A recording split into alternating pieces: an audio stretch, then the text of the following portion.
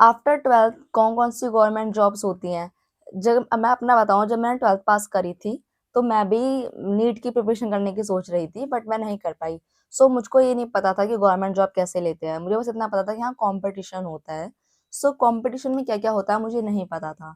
सो मैंने सिर्फ ऐसे-ऐसे सर्च किया एंड उसके बारे में क्या-क्या चीज़ें होती हैं, तो मैंने बहुत सारी वीडियोज़ देखी। सो मैं जो मुझे डाउट हुआ था या जो-जो मुझे चीज़ें लगी थी कि हाँ, ये एक चीज़ें एक स्टूडेंट को पता होनी चाहिए, वो सब मैंने इस वीडियो के अंदर बता दी हैं।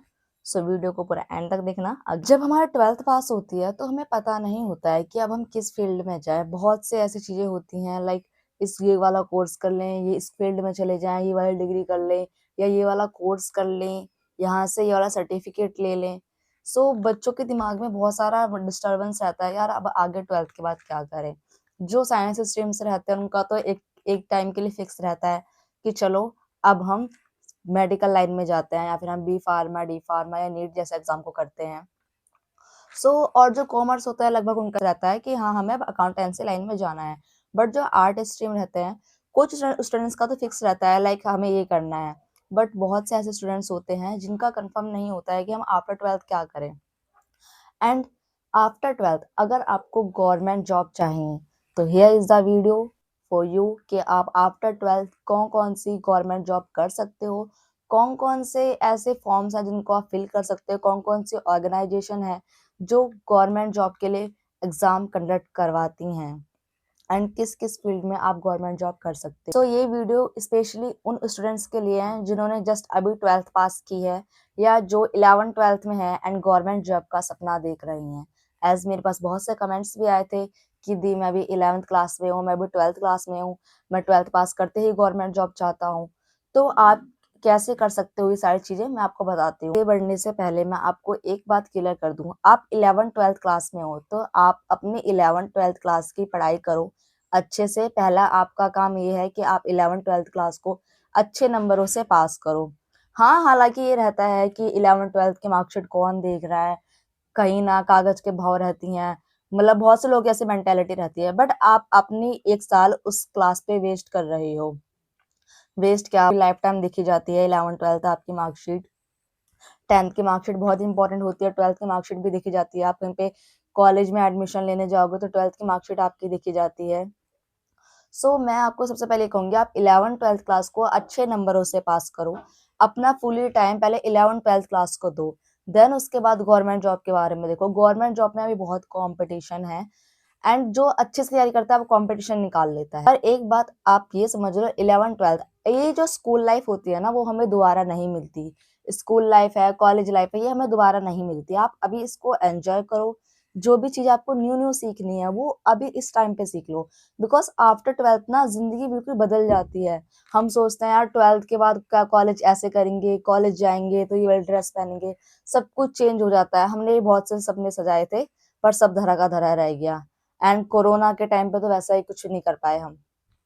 अगर आपको कंपटीशन की तैयारी करनी है, गवर्नमेंट जॉब की प्रिपरेशन करनी है, तो आप मेरी सलाह से आफ्टर 12th जब आपकी क्लियर हो जाए उसके बाद ही आप कंपटीशन की तैयारी करो। बाकी वो आपकी मर्जी है, आप जैसा करना चाहो। अब मैं आपको कुछ चीजें यहाँ पे दिखाना चाहती हूँ कि आफ्टर 12th आप कौन कौन सी जॉब कर सकते हो। आपके पास 12th क्लास की मार्कशीट के अलावा और क्या क्या क्वालिफिकेशंस होनी चाहिए एंड ऐसी कौन कौन सी चीजें हैं जो आपको अपने में आफ्टर 12th इम्प्रूवमेंट करनी है एंड कौन कौन सी ऑर्गेनाइजेशन है लाइक कौन कौन सी फील्ड में, रेलवे या किसी और पोस्ट पे आप गवर्नमेंट जॉब ले सकते हो एंड उन सिलेबस, सैलरी, पोस्ट, कौन कौन से एग्जाम कैसे होते हैं, कब होते हैं, इन सब टॉपिक्स पे हम आगे बात करेंगे। वीडियो थोड़ी लंबी होने वाली है बट पूरी हेल्पफुल होने वाली है।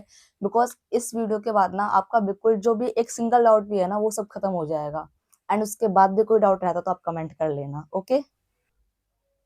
यहाँ देखो, आप आफ्टर 12th गवर्नमेंट जॉब कौन कौन से ऑर्गेनाइजेशन है जो गवर्नमेंट जॉब आपको दिलवा सकती हैं। सबसे पहले तो हर स्टेट में अलग अलग अपनी ऑर्गेनाइजेशंस होती हैं। लाइक यूपी में यूपी ट्रिपल एस सी है, दिल्ली के अंदर डी ट्रिपल एस भी है जो कि एग्जाम करवाती है, वेस्ट बंगाल में एंड एमपी में, पंजाब में, हर स्टेट में अपना अपना होता है बोर्ड जो गवर्नमेंट जॉब के लिए एग्जाम करवाता है। एंड एसएससी तो आप जानते ही हो ऑल इंडिया में एग्जाम कराती हैं। एंड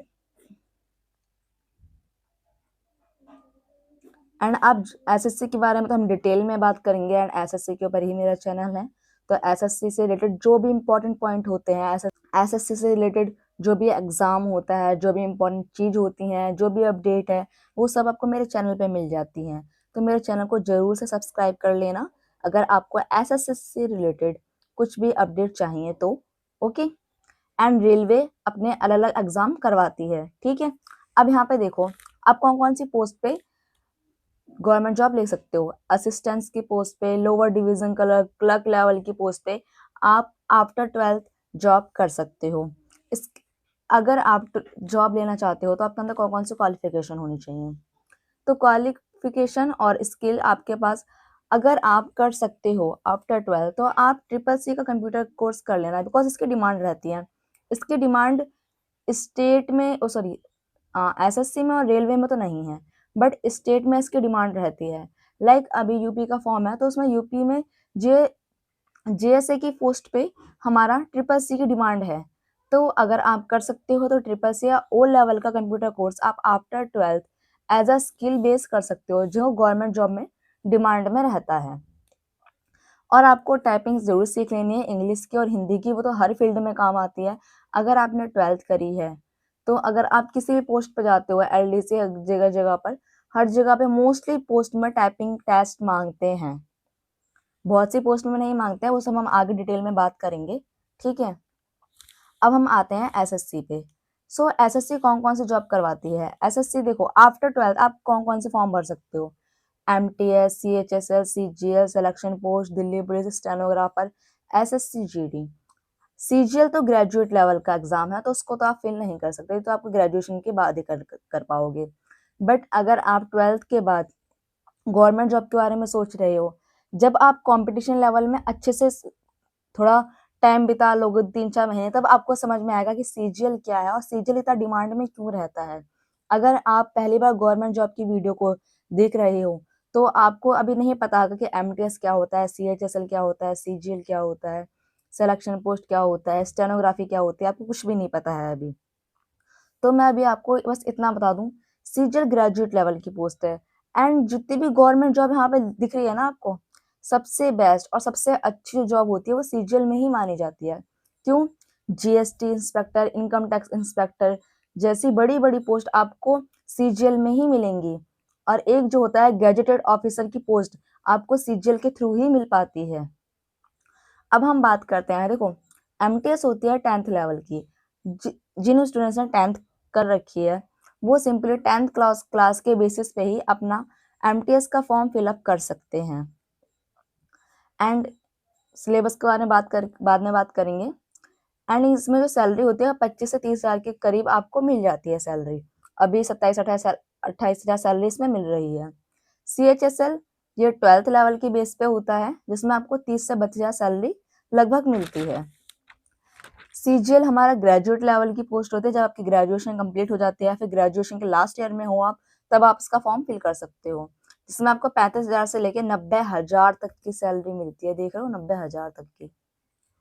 सिलेक्शन पोस्ट में, सिलेक्शन पोस्ट क्या है, जैसे कि बहुत अलग अलग डिपार्टमेंट में किसी में 1 वैकेंसी रही, किसी में 2 वैकेंसी रह गई, किसी में 3 वैकेंसी रह गई, या किसी में अलग डिमांड होती है कि हाँ हमें इस चीज का सर्टिफिकेट चाहिए। तो ये सारी जो पोस्ट होती है ना अलग अलग डिमांड वाली, वो सब सिलेक्शन पोस्ट में निकलती हैं, जो कि 10th 12th और ग्रेजुएट लेवल और कुछ अलग सर्टिफिकेट बेसिस पे वैकेंसीज निकलती हैं सिलेक्शन पोस्ट के अंदर। तो अगर आप 12th पास हो तो आप 10th और 12th लेवल वाली पोस्ट को आप फिलअप कर सकते हो। एंड इसमें मैं आपको बता दूं, एमटीएस में तो कुछ नहीं मांगते टाइपिंग, बट सीएचएसएल और सीजीएल और सिलेक्शन पोस्ट की कुछ वैकेंसीज में हमारा टाइपिंग का स्किल होता है। तो आप 12th के बाद टाइपिंग जरूर सीख लें, इंग्लिश की, हिंदी की। इंग्लिश की तो जरूर सीख लें, हिंदी आपकी चॉइस है, इंग्लिश की हर जगह डिमांड रहती है, ठीक है। तो आप इंग्लिश टाइपिंग जरूर सीख लें एज अ स्किल, और कंप्यूटर कोर्स आप करना चाहो जो आप कर सकते हो, ठीक है। टाइपिंग अगर आप सिर्फ घर पे सीखना चाहते हो कि सिर्फ घर पे टाइपिंग कैसे सीखनी है आपको, लाइक मैंने 12th पास की थी, तो मैंने टाइपिंग फोन से और घर पे जो मेरा कीबोर्ड रखा है यहाँ साइड में, इससे मैंने टाइपिंग की थी घर पे अपने फोन से। तब मेरे पास कंप्यूटर नहीं था, लैपटॉप वगैरह कुछ भी नहीं था। तो अगर आप चाहते हो कि मैंने कैसे करी थी, तो मैं उसके लिए एक अलग वीडियो बता दूंगी कि हाँ कैसे कैसे मैंने किया था ये सब। एंड दिल्ली पुलिस में आप फॉर्म फिल कर सकते हो। स्टेनोग्राफर के बारे में, स्टेनोग्राफर जिनको नहीं पता, एक शॉर्ट हैंड लैंग्वेज होती है, कुछ ब्लम ब्लम करके एकदम शॉर्ट लैंग्वेज होती है उनकी, तो अपनी मतलब इतने बड़े वर्ड को एक छोटे से ऐसी लैंग्वेज में लिखना, ये शॉर्ट हैंड स्टेनोग्राफी कहलाती है। इसके लिए अलग से 3 महीने का कोर्स होता है। आप सर्च करोगे यूट्यूब पे, बहुत सारी वीडियो है स्टेनोग्राफर के बारे में। ये भी आप आफ्टर 12th फॉर्म फिल कर सकते हो। इसमें बहुत अच्छी बात होती है कि इसमें मैथ नहीं होती है। बहुत से स्टूडेंट इसको इसलिए चूज करते हैं क्योंकि उन्हें मैथ से डर लगता है। इसमें सिर्फ आपकी रीजनिंग इंग्लिश और हमारी रीजनिंग इंग्लिश और जीएस आती है। इस वजह से बहुत से स्टूडेंट्स इसको चूज करते हैं अपनी गवर्नमेंट जॉब के लिए। एसएससी जीडी, जिसमें हमारी जितने भी आर्मी जैसे CISF, BSF, Assam rifle, CRPF जैसी पोस्ट हमें एसएससी जीडी से मिलती है। But as you all know, अभी देखो ये फोर्स वाली जॉब है तो इसमें फिजिकल भी मांगते होंगे। सो इसमें भी रनिंग और एक लॉन्ग जंप, हाई जंप रहती है, इसमें सिर्फ रनिंग रहती है एसएससी जीडी के अंदर। तो इसके लिए आपको फिजिकली फिट भी रहना पड़ेगा। वेट वगैरह, हाइट वगैरह सब इसमें नापे जाते हैं। एसएससी जीडी और दिल्ली पुलिस में अगर आप गर्ल हो, बिकॉज मैं भी गर्ल हूँ तो मुझे गर्ल का ही पता है, लाइक तो इसमें 157 सेंटीमीटर हाइट मांगते हैं। एंड शायद बॉयज की 170 सेंटीमीटर हाइट मांगते हैं। अगर आपकी इतनी हाइट है तो आप इन चीजों की तैयारी आप कर सकते हो। हम बात करते हैं सिलेबस। देखो अगर मैं पैटर्न की बात करूँ तो पैटर्न तो डिफरेंट एग्जाम के लिए डिफरेंट होगा। सिंपल सी बात है, 10th 12th ग्रेजुएट लेवल पे एग्जाम हो रहा तो सबके लिए डिफरेंट होगा, बट सिलेबस ऑलमोस्ट सेम रहता है। मोस्टली चीजें सिलेबस की सेम रहती हैं। अभी तो आप 12th पास होने वाले हो, तो अभी आपका टारगेट CHSL होगा, ठीक है। बट मैं आपको एक सलाह दूंगी, अगर आप गवर्नमेंट जॉब की फील्ड में आ रहे हो, मुझको भी नहीं ये आइडिया था, मुझे तो ये था कि हाँ 12th पास हो तो CHSL की तैयारी करो। मैं आपको सलाह दूंगी कि आप CGL की तैयारी करो, जिससे आपका ये सब कंप्लीट हो जाएगा ऑटोमेटिकली। क्योंकि सीजीएल एक ऐसी पोस्ट है जो सबको कवर करते हैं, और अल्टीमेटली जब आप एसएससी की फील्ड में आओगे ना तो आपका गोल सीजीएल ही हो जाएगा। बट डाउट था, मैं 12th पास करते ही गवर्नमेंट जॉब लेना चाहता हूँ, तो आप एमटीएस और सीएचएसएल को टारगेट कर पाओगे। सो सबसे पहले मैं सीएचएसएल के बारे में बात करूंगी, फिर सीजीएल और एमटीएस के बारे में हम बात करेंगे, ठीक है।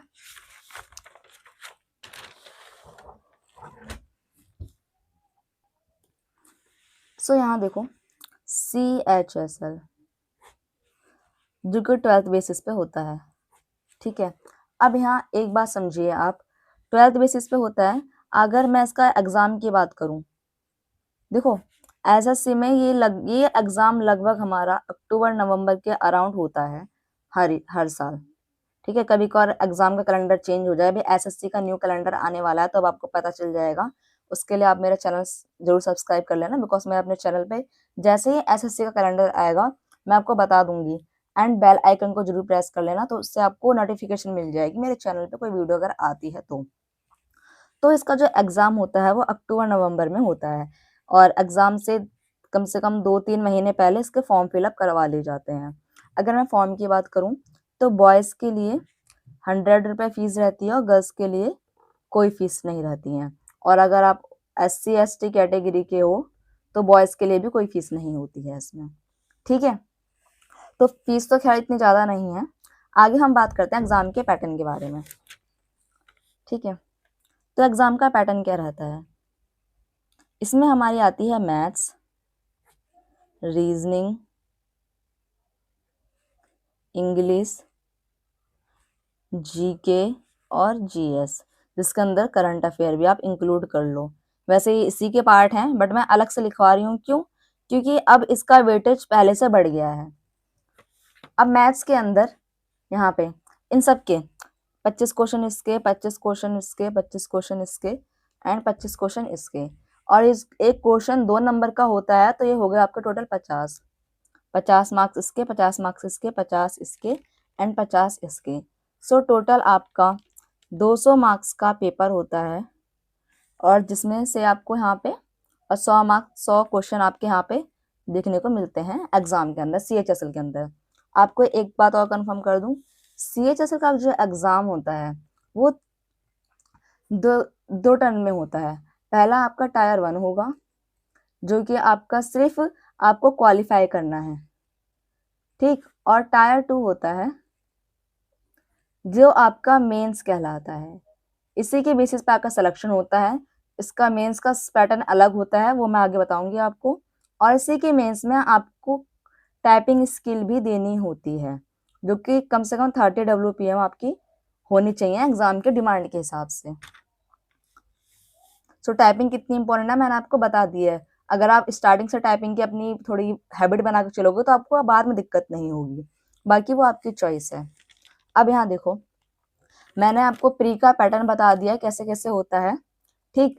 और अगर आपको इसकी डिटेल में जानना है कि हम मैथ्स को कैसे प्रिपेयर करें, रीजनिंग को कैसे प्रिपेयर करें, इंग्लिश को कैसे प्रिपेयर करें, जीके जीएस को कैसे प्रिपेयर करें, तो कुछ टॉपिक्स की वीडियो मेरे चैनल पे ऑलरेडी अपलोड है और कुछ टॉपिक्स की वीडियो मैं आने वाला टाइम पे अपलोड करती रहूंगी। एंड अगर आपको कुछ बुक्स देखनी है मैथ्स की, रीजनिंग की, इंग्लिश की, जीके जीएस की, तो आप मेरा टेलीग्राम चैनल, जिसके मैंने डिस्क्रिप्शन में लिंक दे रखी है, आप उसको ज्वाइन कर लेना। उससे आपको पता, वहां पे मैंने हर तरीके की इंग्लिश की बुक, मैथ्स की बुक, रीजनिंग की बुक, पता नहीं, मुझे खुद नहीं पता, मैंने बहुत सारी बुक्स पे अवेलेबल करवा रखी हैं। आप जाना एक बार मेरे टेलीग्राम चैनल पे, वहां पे आप कोई सी बुक डाउनलोड करके देख लेना कि हाँ किस तरीके का एग्जाम आता है एसएससी के अंदर। आपको कोई बुक परचेस करने की भी नीड नहीं होगी, आप मेरे टेलीग्राम चैनल को बस ज्वाइन कर लेना, ठीक है। अब 200 मार्क्स का पेपर होता है, कहने के लिए एग्जाम सिर्फ क्वालिफाई होता है। एंड मगर अगर इसके कॉम्पिटिशन की बात करूँ ना, सिर्फ क्वालिफाई नेचर का होता है, बट आपको 200 में से ना यहाँ पे ये मान लो कि टारगेट स्कोर 160, इसकी जो कट ऑफ जाती है वो बहुत हाई कट ऑफ जाती है, 153, 156 ऐसे इसकी तो कट ऑफ जाती है। मतलब 200 में से अगर आपके 60 नंबर है तभी आप इसको क्वालिफाई कर पाओगे, बिकॉज इसके अंदर जो वैकेंसीज आती है ना, वो 6 से 8 हजार आती हैं हर साल, बस इतनी ही वैकेंसीज आती हैं CHSL के अंदर। CGL के अंदर थोड़ी डबल इससे वैकेंसीज आती हैं, एंड एमटीएस से भी कुछ सही है वैकेंसी आती हैं, बट CHSL के अंदर सिर्फ 6 से 8 हजार सैलरी, 6 से 8 हजार ही वैकेंसीज में देखने को मिलती हैं हर साल। तो अगर आप कंपटीशन फील्ड में आने वाले हो तो ये समझ लो आपको अच्छे से प्रिपरेशन करनी पड़ेगी, हर फील्ड में, हर हर सब्जेक्ट पे अच्छे से आपको कमांड करनी पड़ेगी, बिकॉज 160 मार्क्स आपको लाने पड़ेंगे अगर आप CHSL का एग्जाम क्रैक करना चाहते हो, टायर 1 क्लियर करना चाहते हो तो। अब हम बात करते हैं इसका मेंस का एक एग्जाम होता है, ठीक है। और मेंस का एग्जाम में इसमें टाइपिंग भी होती है।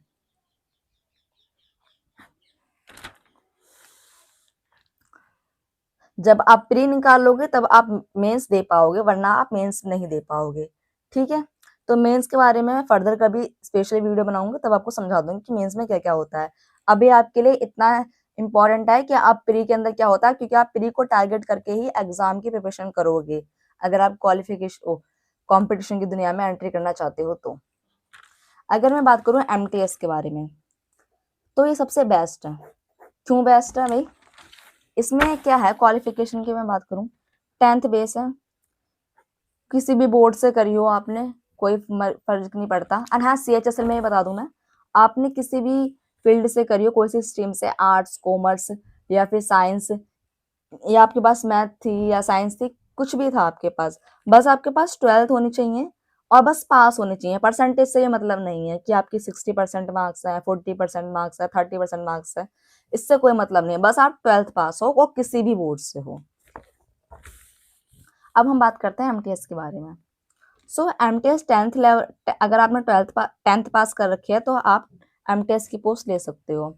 MTS के अंदर जो भी मतलब लो लेवल का काम होता है, लाइक फाइल को इधर उधर रखना, या फिर किसी आपसे, आपके बड़े सीनियर ने आपसे कुछ कह दिया तो वो आपको काम करना है, एंड कुछ ईमेल सेंड करना, तो MTS का एक लो लेवल का काम रहता है। बट एक 10th पास वाले स्टूडेंट को सिर्फ थोड़े से 3-4 महीने मेहनत करके अच्छी सी जॉब मिल रही है, तो इससे बेटर क्या है, और आपको 25 से 30 हजार सैलरी मिल रही है, ठीक है। तो MTS में क्या होता है, मैं आपको पहले एग्जाम पैटर्न बता दूं। तो इसका एग्जाम पैटर्न पहले तो कुछ और था, बट अब चेंज हो गया है पिछले 2-3 सालों से। सो इसमें एक तो मैथ्स, रीजनिंग एक सेक्शन ये होता है, और एक सेक्शन होता है जिसमें इंग्लिश और हमारी GS आती है।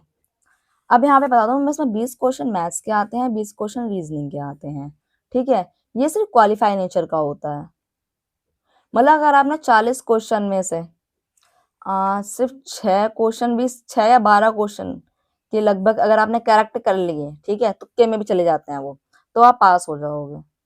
बाकी थोड़ी रीजनिंग पे कमांड कर लोगे तो ऐसे ही वो पास हो जाएगा। पर इसमें जो गेम चेंजर होता है वो होता है इंग्लिश और जीएस। तो इंग्लिश और जीएस के 25-25 क्वेश्चन आते हैं, और जिसमें से एक क्वेश्चन हमारा 3 नंबर का होता है, तो 25 दिए यहाँ हो गए 75, मतलब 75 मार्क्स का हमारा पेपर होता है। यहाँ पे 75 मार्क्स, यहाँ पर भी 75, टोटल 150 मार्क्स का हमारा ये हमारा सेक्शन 2 होता है, और इसी से हमारे जो फाइनल मार्क्स होते हैं वो जुड़ते हैं। एंड इसमें से आपको कम से कम 130, इसमें जो कंपटीशन लेवल है वो ये है कि आपको 150 में से कम 130 मार्क्स लाने होते हैं कट ऑफ क्लियर करने के लिए एंड सिलेक्शन लेने के लिए। तो कंपटीशन इसमें भी थोड़ा है सही, बट जो भी स्टूडेंट अच्छे से तैयारी कर लेगा वो उसमें सिलेक्शन ले जाता है, ठीक। एंड एसएससी एमटीएस काफी अच्छी पोस्ट है, 10th पास के बेसिस पे आपको गवर्नमेंट जॉब मिल रही है, और क्या चाहिए। अगर आपको रेलवे में जॉब लेनी है आफ्टर 12th तो आप कैसे कर सकते हो। देखो रेलवे के फॉर्म तो अभी निकलने वाले भी हैं, ठीक है, कम से कम फरवरी मार्च में आपको फॉर्म देखने को मिल जाएंगे। ग्रुप डी, ठीक है, एंड एनटीपीसी, ये एग्जाम कंडक्ट करवाती हैं रेलवे के लिए, जो कि हमारा 12th लेवल जिसे हम अंडर ग्रेजुएट लेवल बोलते हैं, और हमारे ग्रेजुएशन लेवल पे हमारे एग्जाम होते हैं, जो कि जो बच्चे ग्रेजुएट होते हैं यानी जिन्हें कॉलेज कंप्लीट कर रखा है वो इसका फॉर्म फिल कर सकते हैं। एंड ग्रुप डी के लिए आपको सिर्फ 10th पास होना चाहिए बस। पहले इसमें आईटीआई और पॉलिटेक्निक मांगते थे, बट वो इस साल से हटा दिया है, तो सिर्फ 10th पास कर रखी है आपने तो आप ग्रुप डी का फॉर्म फिलअप कर सकते हो। सो अभी आप तो ग्रुप डी और अंडर ग्रेजुएट आप कर सकते हो। सो इसमें क्या आता है, इसमें सिर्फ मैथ्स, रीजनिंग और हमारी जीएस आती है बस। एंड 100 मार्क्स का क्वेश्चन पेपर होता है इसमें, 100 मार्क्स का इसमें पेपर होता है आपका, ठीक है। इसमें हमारी कोई लैंग्वेज नहीं आती है, मतलब ना तो इसमें इंग्लिश देखने को मिलेगी ना आपको हिंदी देखने को मिलेगी, ठीक है। तो ऑलमोस्ट आपने जितने भी एग्जाम देखे हैं मैंने आपको बताए हैं 12th पास गवर्नमेंट जॉब के लिए, इन सारे एग्जाम्स के अंदर आपने एक चीज कॉमन देखी होगी, मैथ्स, रीजनिंग और जीके जीएस, ठीक है। इंग्लिश एसएससी में है, रेलवे में नहीं है। तो आपको इन 4 टॉप सब्जेक्ट पे अच्छे से कमांड करनी है अगर आपको गवर्नमेंट जॉब चाहिए तो, ठीक है। एंड आपको कौन कौन से टीचर्स चाहिए, बेस्ट टीचर कौन कौन से होते हैं, एंड कौन कौन सी बुक्स आपको परचेज करनी है, इन सब के लिए मैं एक सेपरेट वीडियो बनाऊंगी, ठीक है। अलग अलग पार्ट्स में इस वीडियो को मैं डिवाइड करूंगी, बिकॉज अगर मैं ये सारी चीजें आपको एक ही वीडियो में बताने लगी तो वीडियो बहुत बड़ी हो जाएगी, ओके। एंड इसके बाद आपका जो भी डाउट है तो वो आप अभी कमेंट कर देना, ताकि मैं उस डाउट को आप आने वाली नेक्स्ट वीडियो में जरूर क्लियर कर दूं, ठीक है। बिकॉज बहुत से ऐसे डाउट्स होते हैं जो मैं कमेंट में रिप्लाई नहीं दे पाती हूँ, बट मैं मोस्टली कमेंट का रिप्लाई जरूर कर देती हूँ। बट एक बात ध्यान रखना, अब तुम कमेंट करोगे तो सबसे पहले मेरे चैनल को जरूर सब्सक्राइब कर लेना, बिकॉज मैं कमेंट जरूर करूंगी बट उससे पहले आप मेरे चैनल को जरूर सब्सक्राइब कर लेना, बिकॉज ये वीडियो बनाने में बहुत मेहनत लगती है। मैं भी एक स्टूडेंट हूँ एंड मैं अपना इम्पोर्टेंट टाइम आपको दे रही हूँ। इससे आपको बता दिया है कि आप कौन कौन सी गवर्नमेंट जॉब आप ले सकते हो, कौन कौन से फील्ड से आप गवर्नमेंट जॉब ले सकते हो, एंड कौन कौन सब्जेक्ट पे आपको फोकस करना पड़ेगा। एंड मैं आपको एक बात और क्लियर कर दूं, 11th-12th को पहले एंजॉय करो, देन उसके बाद गवर्नमेंट जॉब के बारे में देखो। एंड इसके बाद भी अगर आपका कोई भी कमेंट रहता है, डाउट रहता है, तो आप कमेंट जरूर कर लेना, मैं कमेंट का रिप्लाई जरूर दूंगी। And the most important thing, इसका पार्ट 2 जरूर देखना, ठीक है, बिकॉज पार्ट 2 के अंदर मैं आपको बुक्स, सोर्सेस, यूट्यूब पे फ्री अवेलेबल ढेर सारा कोर्स है, कहाँ से आप कर सकते हो, ठीक है, कौन कौन से टीचर्स को आपको फॉलो करना चाहिए, कहाँ से आपको मैथ्स पढ़नी